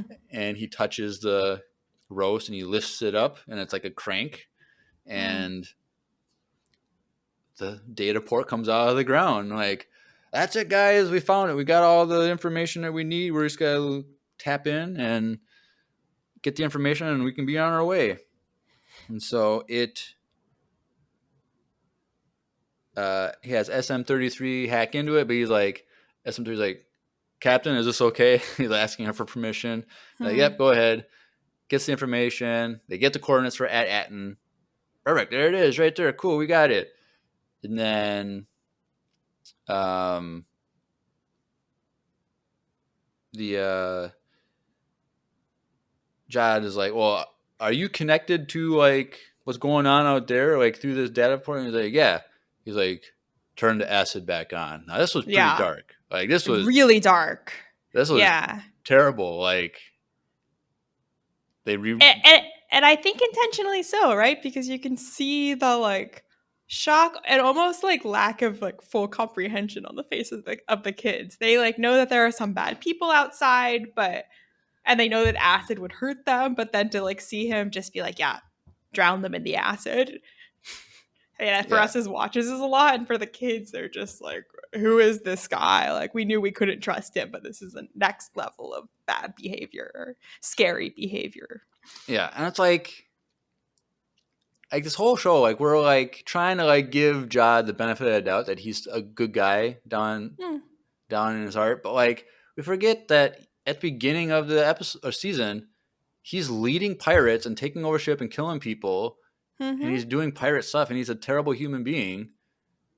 And like we're shocked that he turned on these kids at the end of this episode. Like No. I don't know. I feel And like we're also like we're kind of like what the same with the people out the pirates outside. We're gonna hurt them or kill them. Like we understand why Jod needed to take action, I guess, but like the acid in particular feels like an intentional like jab of the knife I don't know. I to just God. felt like this really showed like Mm, how evil he really was. And I'm mm, like, because like I said, like I felt like the show is leading us to think that he's a good guy deep down. mm, But this mm. action, I felt like shows that it was just a facade that he put on. And I think he's a good guy. I don't think he would have gone and had that heart to heart with he Wim was or tried to he was about to kill if Fern in a few seconds. he He was was gonna not do going to try it. to kill Fern, and He was gonna do it. encouraging her to yield. There's no chance he would have. Absolutely not. He's too attached to these kids for all of his like tough guy pirate behavior. He's now he's gonna go and get them out of that whole thing, like and take them back to Aten and pretend that they're his captives or whatever. But actually, he's gonna be doing it because he can't leave them behind. I think you're more hopeful than me on that one, Grace. I think I he's a bad guy, but I think he has a soft spot for the kids, unfortunately for him. because like I earlier in the season I was like, okay, we're gonna get an episode where he has to choose between himself being selfish and saving the kids, and he's gonna save the kids. Like that was my theory, but now I feel like he's a lost cause now. Like, Mm. but we'll finish this scene and we'll talk about that more. But so he's like kills the kid or not the kid, he kills the pirates out there. Now I'm assuming some of them survived. Like I'm assuming Gunter, the Steve Urkel guy, he's gonna survive because he like in the subtitles he yells like Jod's name or so he says Yeah. Silvo or whatever. So like, I think some of them still survived and he's probably gonna be messed up like burned and stuff, but he'll survive. Um, but he then plays. Well, let's hear from the captain himself. What's going on? So he has him turn the hollow on, a hollow recording, and it's Captain Renaud, but it's all like it's a broken up, pixelated. It's like you don't see his Mm. face, and so he gives a message. I even forgot what he said, but like he's just there. So like you were gonna talk about your theory about Neil's species. What is your theory? Yeah, well, I feel like we're on the same page. I just feel like it's very clear that Neil's family is in some way related to this Captain Renaud pirate. Um, because yeah, we get into the like treasure lair and the camera like zooms in and lingers on the statue of the golden elephant person. Right. So that's clue number one. Then clue number two is that they're not showing the face of the pirate on this video, which I think is suspicious. And then clue number three is the fact that when we were in Neil's family's garage, there was that like mysterious painting on the wall that again the camera zooms in on, and we can't really see. It's like some sort of pirate guy with two things in his, or sorry, elephant guy with two things in his hand, which is Oh, I don't making me even remember think, that. yeah, it's in like it's It'll episode be one. episode one. I'll have to go back and look. So I think that, whether it's a relative or something more connected or less connected, I don't know, but there's clearly going to be some connection between this pirate man and Neil's family. Oh, and then I thought it was like kind of like piratey that the mom had the little hacking thing. They seem like this perfect Oh, suburban because family, but I to wonder if get there's through the something more wall, get through the sinister. barrier, Yeah, he would have needed exactly. that or something. Yeah, exactly. Interesting. Because Drew and I were theorizing that Wendell and Wim are descendants, and that Mm. Wim, Wendell and Wim would be the rightful heirs to the treasure, or something like that. Mm. But I think there's a stronger case now that it's Neil's family. I think the only like question mark I have over the theory is that like what would that, how would that help Neil's character development? Like him being related to pirates. Like would that be impactful for you if it was true? I think because Neil is like has the kindest heart of them all, always wanting Mm. forgiveness, being confronted with this family history of being bad guys, I Mm. think would be hard for Neil to deal with and accept. And like he Uh-oh. probably maybe like if his you said his mother had that device, like she knows their history, but he doesn't. Like that he might feel betrayed by his own Mm. parents. So like, Mm. I don't think he's gonna like turn to the dark side and like become a bad guy because of Yeah. trauma from his parents. But like Yeah. I think it would be interesting that he is the nice guy, but he has a family history that's not so nice. I think would be interesting to bring up. Yeah, I agree. And like it makes sense also because I don't think well one, if this is hundreds of years before, like how did a single elephant family or a couple or something continue their lineage for hundreds of years with just limited amount of people that can reproduce? Like where did Neil's parents come from? Like because after 500 years or something, that goes back, that's thousands of family members that would have been in the Mm. family tree. So it's like how does that, because like we don't see any more than he's the only one of his species. We didn't see a species on that other planet. That was elephant. Mm. So unless they're just super, they live super long and his dad is actually survived for all these hundreds of years, him and his parents. But like Yeah, it's a good question. I mean, maybe the pirate captain crashed with his wife or something. I don't know. But I have to go back and look at that hollow, see if I can see any floppy ears to the or Yeah, something. yeah. What we Um, need to do is we need to get somebody to pull up a side by side comparison of the hollow and the whatever painting in the Neil's right. family's garage. Interesting. Interesting. All right. This is exciting. But moving on. Um, because what the captain says about the treasure is that it's not actually treasure. It's Hmm. the last of the old Republic mints. Hmm. I'm like, huh? And then I'm kind of like Fern. She's like, what's a or whoever it was is Yeah. like, what's a mint? One of the And boys probably. and Fern's the one that knows what it is. and the other yeah, Fern or whatever was like, that's where they like make money. Mm-hmm. And they're like, oh, eternal treasure means you can make unlimited amount of money. And that Oh. and Jod hears that, and it finally clicks. And Fern is like realizes this changes everything type of thing. Hmm. And Jod is his back is to the kids, and she's like, well, remember, we still got a deal. Like, you will Hmm. get a fair reward if you bring us home. Like, we'll just bring us home, and like we still got a deal, right? Long pause. This is like a 10-second pause. Like in a show, 10 seconds, that's like Hmm. $100,000 right there, like footage right there. And so that it's a very big pause.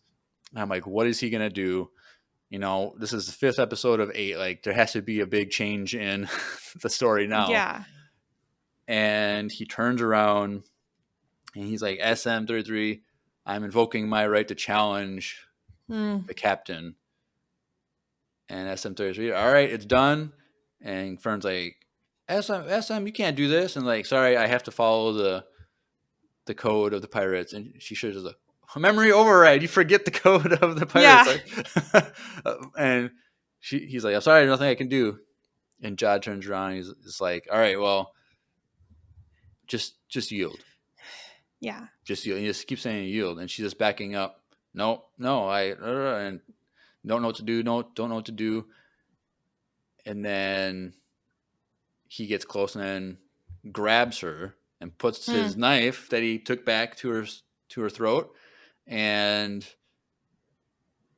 I was like, this is when Wim's gonna come on with a lightsaber. Like, you see, it goes to him and he comes around the corner. He's holding the lightsaber, and I'm like, oh crap, oh crap. I'm like, is this gonna be like the lightsabers on Malachor in season 2 of Hmm. Rebels when he goes to turn it on, it just fizzes out because it's so old? And part of me was thinking that it was going to be pointed the wrong way. Did you think that too? Oh, 110%, Okay. Jeremiah. I was like, I literally, before he turned it on, I made that joke to my parents and they didn't get it because they're not as into Star Wars as I am, but 100%. And that's why I appreciated when he turned it on, it went the wrong direction. Like, it wasn't into him, but it was at the ground instead of up.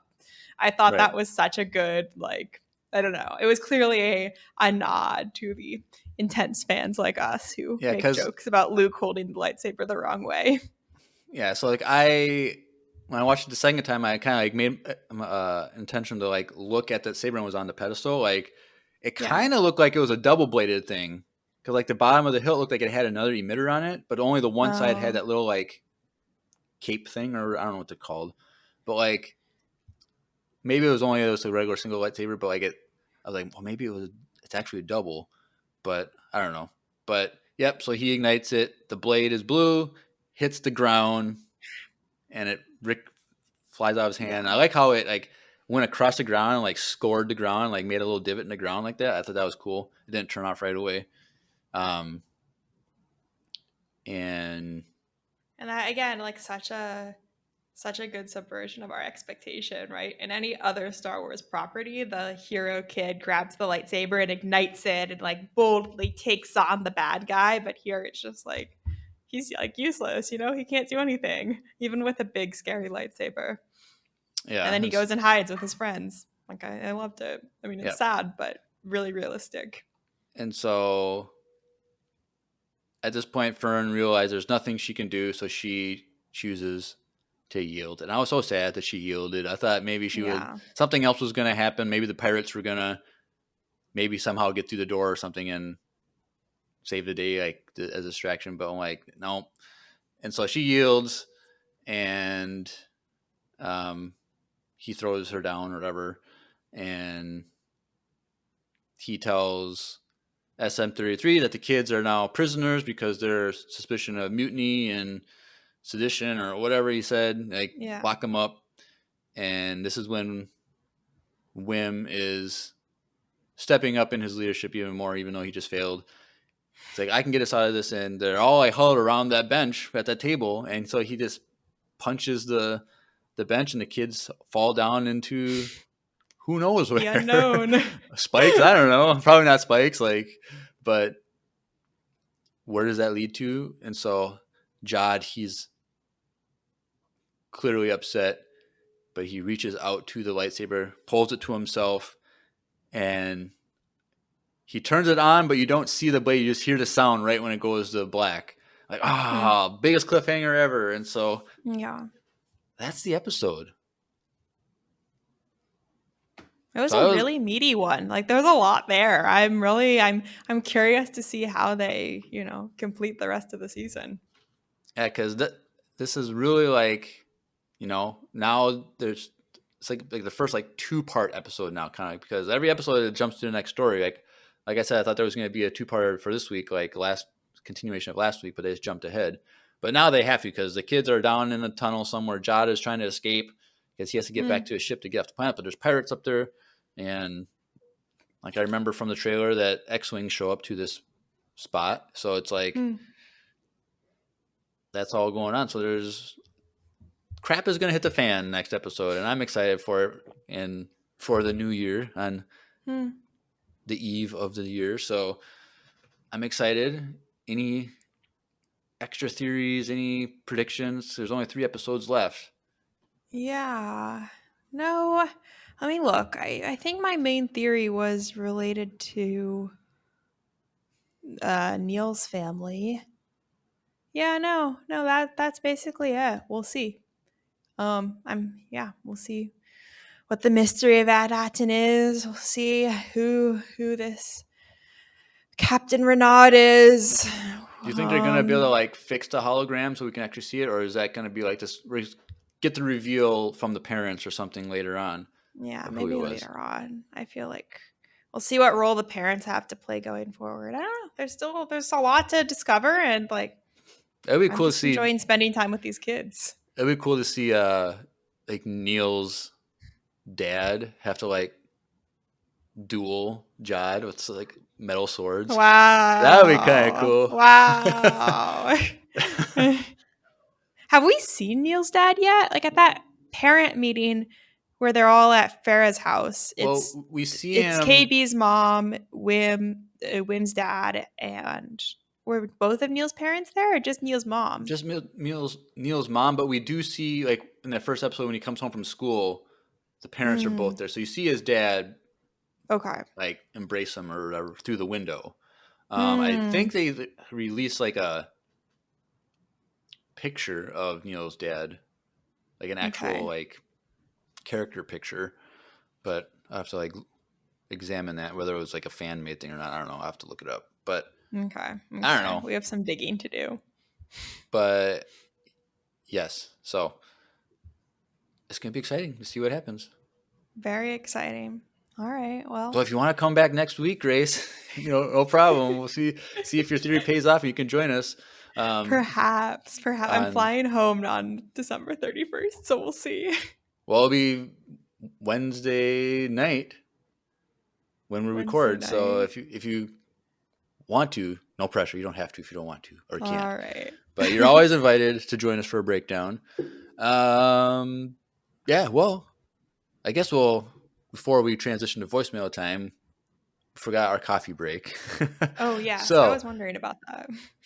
If you are going through booby traps and you don't know what you're doing and you're held hostage and you find all this treasure and you know what to do and you just need to stop and think for a moment, consider a hot beverage from Wesley Andrews Coffee and Tea out of Minneapolis, Minnesota. So let's take a little commercial break. Hey everyone, Andrew here. I'm pleased to tell you that the sponsor of today's episode is Wesley Andrews Coffee and Tea. If you don't know anything about Wesley Andrews, you definitely should. They're an award-winning coffee roaster and shop in Minneapolis, Minnesota, and they make fantastic coffee. The awesome thing is that whether you live in the Twin Cities or not, you can get their coffee beans delivered straight to your door by ordering them online. They even have a subscription service that ensures you never run out of amazing coffee. If you've been looking for some new coffee to try or a way to elevate your normal coffee routine, now's your chance. Head over to wesleyandrews.cc, use the code EMPIRERADIO, that's with a capital E and a capital R with no space at checkout, to get 15% off your first purchase of any bags of coffee or a coffee subscription. I can't think of a better deal. Get 15% off some great coffee, support a small business, and support your favorite Star Wars podcast. In the words of Emperor Palpatine, do it.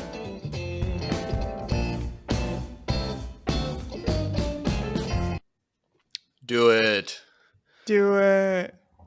All right. Well, might as well just transition over to everyone's favorite time of every episode, voicemail time.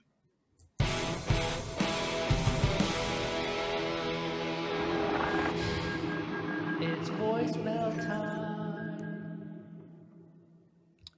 All right. Well, we have 3 voicemails, and we also have a email. And so from the email, it's actually Uncle Owen who's in the chat. He says, "Hey, Empire Radio, Uncle Owen here. I know it's been a while since my last voicemail. I believe it was before the Acolyte, but life got really busy. I have 2 holiday-related questions today. The first is, what is your favorite holiday in Star Wars? And the second is, if you could create a new holiday in Star Wars, what would it be like? Also, I just got back my Disney Plus membership, so I plan to catch up on Skeleton Crew and your breakdowns that go along with them. Without spoilers, what do you think of it so far? Merry Christmas and happy holidays." Well, without spoilers, we love the show. A lot of fun, a lot of adventure. Really great. No complaints. Like, it's just a perfect, fun show, like lighthearted, but also like you get emotionally invested in it too. So Grace would agree, I guess.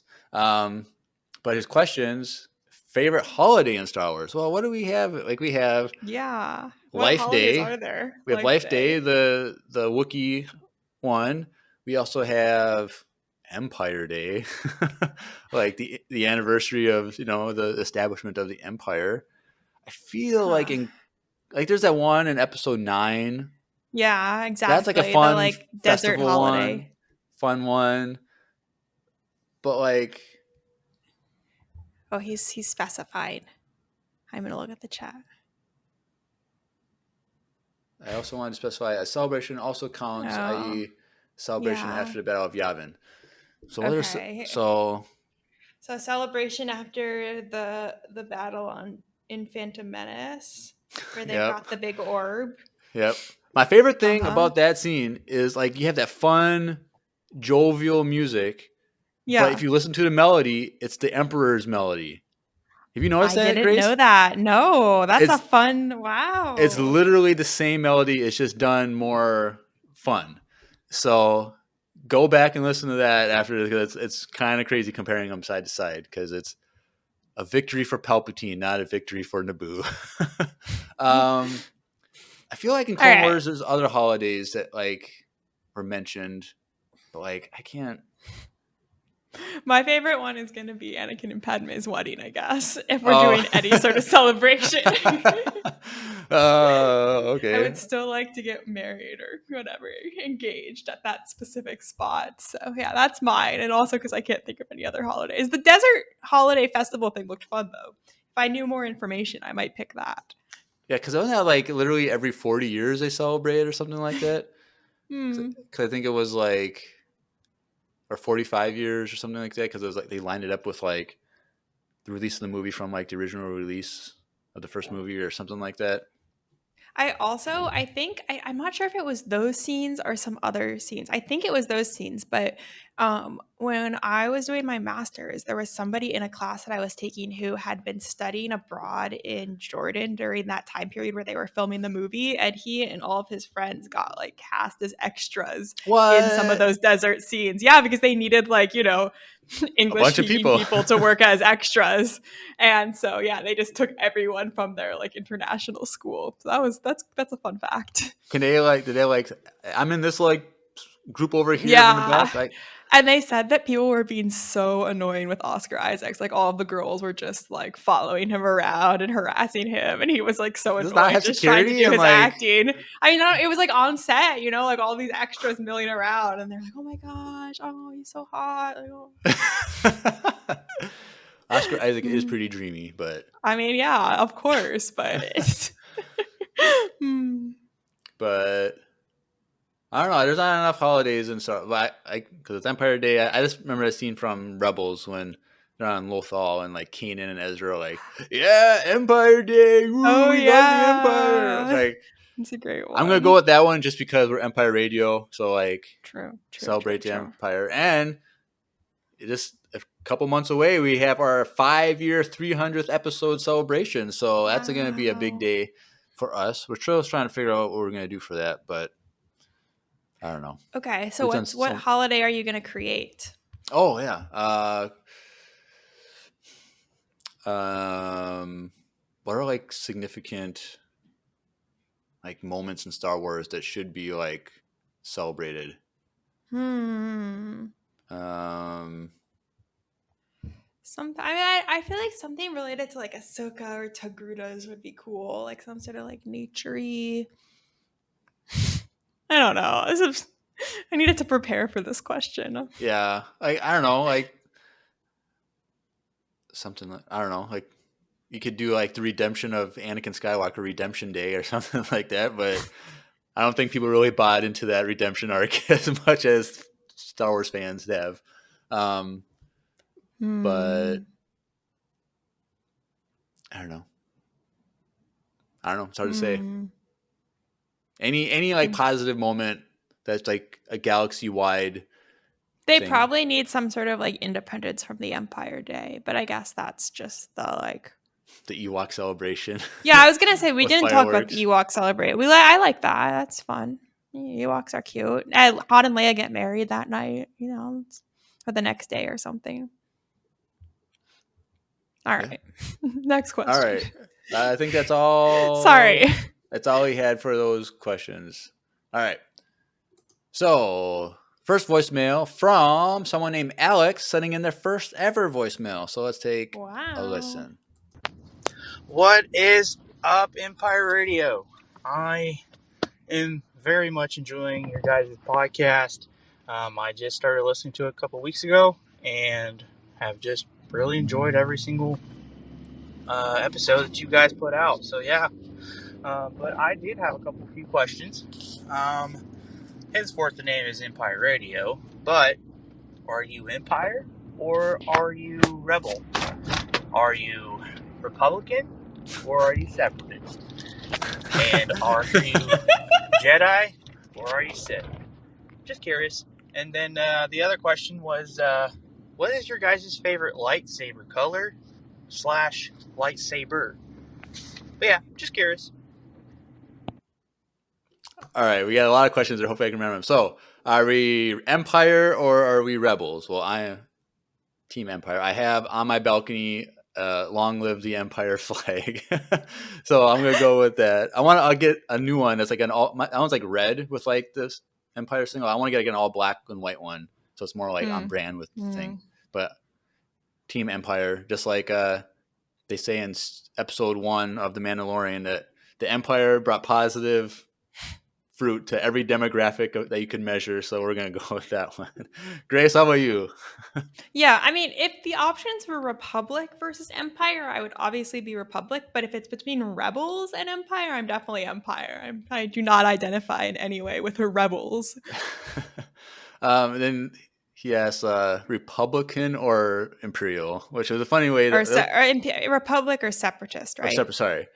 Which is a funny way of, I was like, are you asking us about like real life politics here? Because you said Republican. I know. We were both laughing. I understand to a degree why the separatists wanted to leave, but like, because like the Republic got kind of corrupt and didn't do anything, and people got fed up, which is that's just like what a lot of people do. Like people, they get upset at politics and the real world, and they want to like something new. So, but I'm not a political person in general, so I'm just like go with the flow. So I'll just go with the status quo with the Republic. Yeah, I'm similar. I'll stick with the Republic. Acknowledging that there are issues, and also acknowledging that perhaps a multi-year war organized by Palpatine was not the best way to solve those issues. Yep. And then what else did he ask? Lightsaber color. Oh, lightsaber and color. lightsabers. So, because you're Yeah. new, we do actually have a top 5 favorite lightsaber hilt episode. So we're not going to spoil that.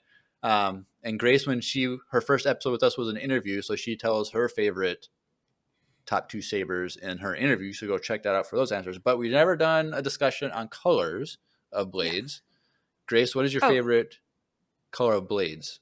White. Yeah, I'm obsessed with the white lightsabers. I think that they're so beautiful and cool and unique and special for Ahsoka, who I love as a character. So that's mine. All right. I've said a lot on the podcast that my favorite is yellow. I know that's like a deviated thing for most people. I just think it makes more sense. I don't know, a gold blade, even though I think like blue is probably like the most common. Green, I don't really care about green. Like, no, green, anti-green. Unless it's like technically Ahsoka had a yellow and a green. Yeah. Or like green and like a lime green. Yellow, yeah. That was kind of more yellowish. But I like her season 7 sabers more than her original ones. So of course. There's that. I loved also, when I was a kid, I loved the purple. Like I was obsessed. But nowadays I'm more of a white lightsaber girly. But the dark saber is pretty cool too. I like that one. Yeah. The black blade with the white little like squiggles. Those are cool. Yeah. Very cool. Was that all the questions? Yeah. Sorry if we missed one. If not, send another voicemail for next week re-asking. But next up, we have one from Darth Fart. So let's take a listen. Hey, Empire Radio. Darth Fart here. Just wanted to say Merry Christmas and Happy Holidays, all that jazz.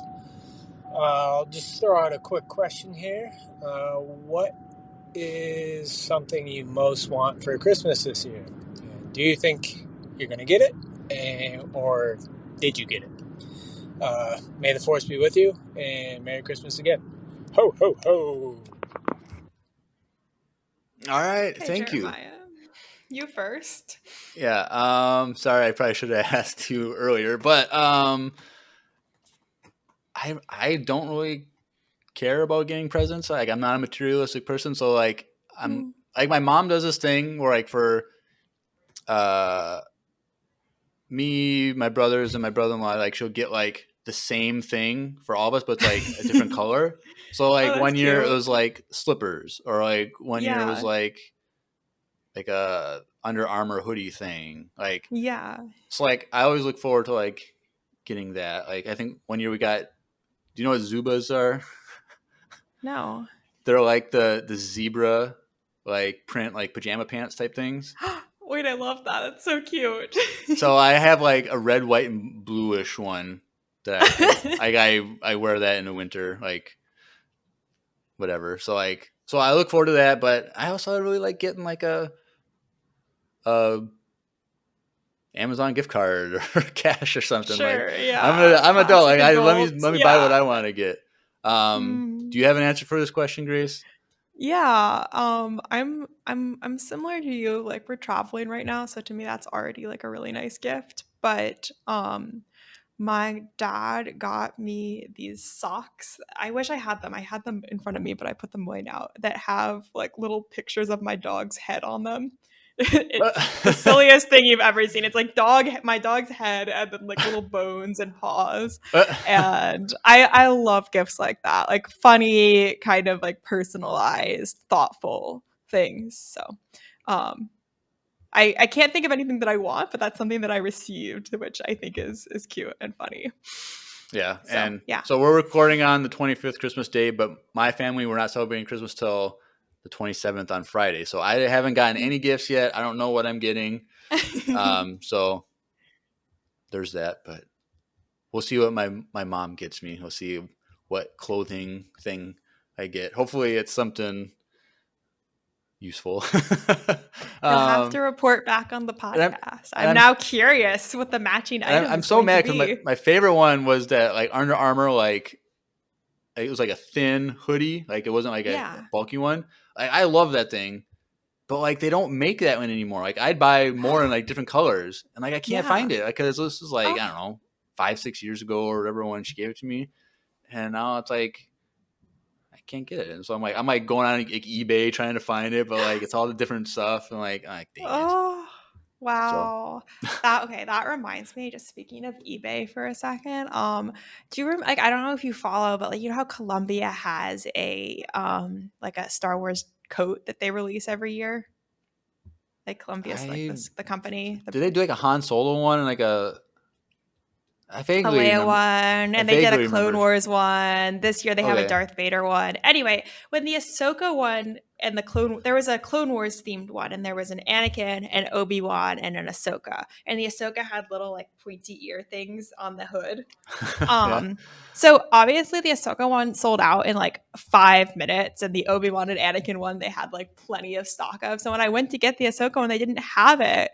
And I was so desperate. I'm from like Portland, Oregon, which is where Columbia is based. So I was like asking my parents to email our family friends and try to find somebody that worked at Columbia. Nobody could get it for me. And so then I turned to eBay and I was like, okay, fine. Like I'm willing to like invest a lot of money to get this Ahsoka coat. Like it's a coat. You know, coats are expensive.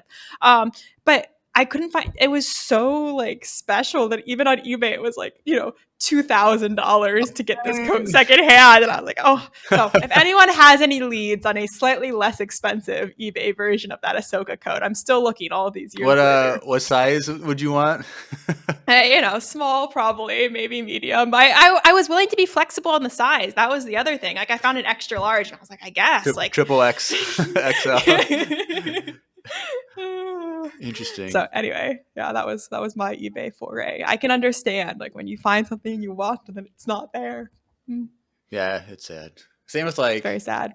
like pairs of shoes or something. Like they just continue like that Yes. design or something like that. But that's why like sometimes like if shoes are on sale, like I'll buy like multiple of the same pair. That's smart. Just to have them. See, these are the adult considerations. Yep. Forget gifts. It's all about stocking up on the shoes while they're on sale. Like, ooh, I got a new frying pan for Christmas. Oh, this is a game changer, guys. Literally, I got my friend a garlic press and some hand towels for Christmas. Funny. Adulting is funny. But yes, thank you, Darth Fart. Last up from Garrett, but it's not a coup d'etat verse. Well, it's just a general one. But if you want an update, Grace, as of now, Garrett is the apprentice to Empress Palpatine in his story now. I heard that in your last episode. Okay. Yeah. So the story keeps going. We don't know if it's ever going to end. It just keeps going and going, but we've warned them that Empress Palpatine is probably not the best person to be hanging out with. Yeah. But that being said, let's take a listen to Garrett's voicemail. Hi, Empire Radio. It's Garrett. I haven't really had the chance to prepare anything for this week, nor have I even watched yet the newest episode of Skeleton Crew. But I just want to thank you guys for everything that you do. You guys do an amazing job doing the podcast, and your community interaction is one of my favorites I've ever seen. But I want to also wish everybody a Merry Christmas. Oh, thank you, Garrett. Very kind words. Yes, we do love our fan interaction with voicemails and the Discord and stuff. So that's one of my favorite things of the podcast is just the friendships and the interactions and stuff. But yes, Merry Christmas to you, Garrett, and Merry Christmas to everyone else that sent in voicemails and wrote in emails and stuff like that. But yeah, that's pretty much everything. So if you want to interact more with the Empire Radio fandom, go in the description below, click the links.co/Empire Radio, links spelled with 2 I's. Click that landing page for everything. So if you want, you can join the Discord. Click the link. It's a lot of fun. We got the channel for discussing Skeleton Crew. So if you need someone to talk about the show with, just type your comments in there and we'll be there to talk. But there's also a lot of other fun stuff as well. But also follow us on Facebook and Instagram, YouTube, Twitch for live streams. We normally do them when Drew's with us. Live streams on Twitch for every episode, so you can interact with us while we're talking and doing these episodes. What else is there? There's a fan email if you also just want to send in an email for any reason. And also there's a link for needlesslynerdy.com, which is entertainment network that we are a part of for other nerdy content. So if you want anything over there, go click on that link. I think that's everything. Yeah. Any other final thoughts, Grace, on anything? Questions, comments, concerns? No. Just a Merry Christmas to everyone. Happy Hanukkah, Happy Kwanzaa, Happy Holidays. It was fun doing this special Happy Christmas Boxing Day episode tomorrow with you. in Canada. Boxing Day, true. Gosh, so many holidays. Great time to be a Star Wars fan. Or a person in general, whether or not you watch Star Wars or not. But if you're listening, it's because you're a Star Wars fan. But yes, so you've been listening to another Christmas-tastic episode of Empire Radio. I'm Jeremiah. And I'm Grace. And may the Force be with you. Always.